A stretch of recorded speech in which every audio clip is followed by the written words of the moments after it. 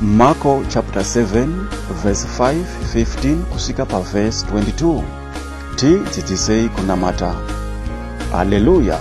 Say, I love Jesus. I'm Apostle Miracle Prince, the president and the producer of the Voice Daily Devotional broadcast.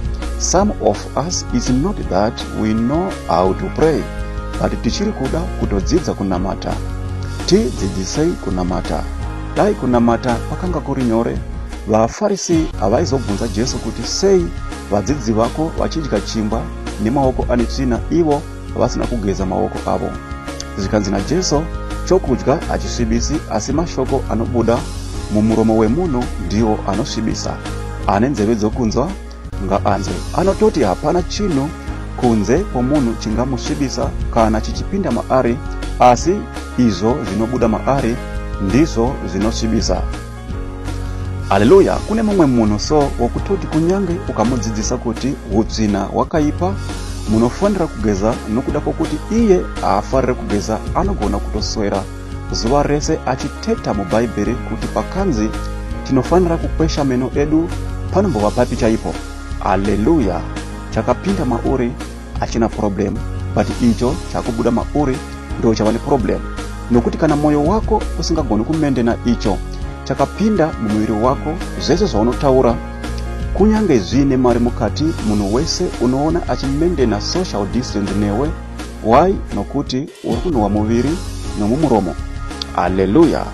Say, I love Jesus. Chokudya achisvibisi, asi mashoko anobuda mumuromo wako ndiwo anosvibisa. So what is in your heart?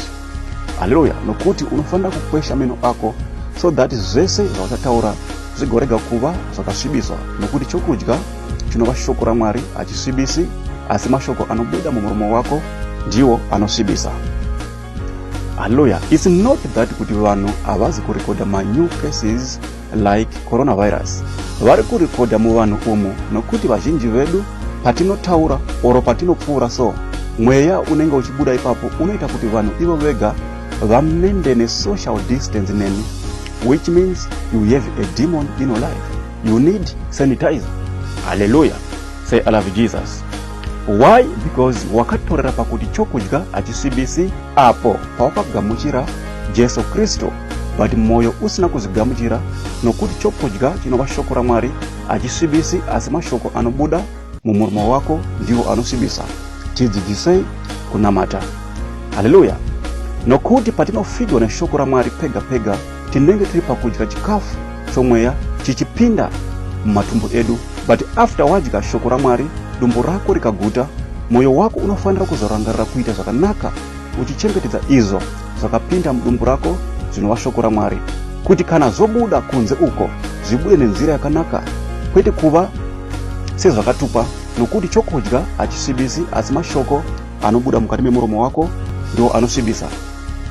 Saka Jesu waizama kuudza vanhu kuti kunyange uine tsvina asi iwewe uchindida, it's okay than kuti usava netsvina pakuonekwa pako nevanhu but iwewe usingadi Jesu wacho. Hallelujah. Say, I love Jesus. Nokuti shoko iri kana takarigamuchira iro rega rinofanira kuti dzidzisa kuti ichi chinhu ichi chakanaka, ichi chinhu ichi chakaipa. Hallelujah. Moyo yedu ngairege kumanikidzwa pakutenda zvinhu zvaMwari. Hallelujah. Moyo wako ngauzvibvunze kuti Jesu waisuta mbanje here? Jesu waihura here? Imi munoti chokudya achisvibisi.